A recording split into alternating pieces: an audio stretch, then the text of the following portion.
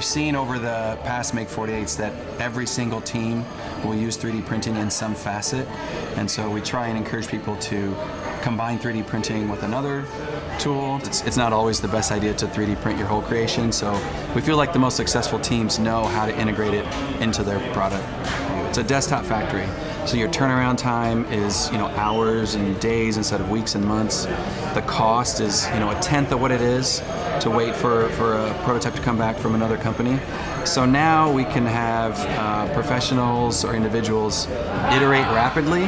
That's why it's called a rapid prototyper. They can decide among 4 or 5 iterations instead of spending a lot of money and a lot of time for one.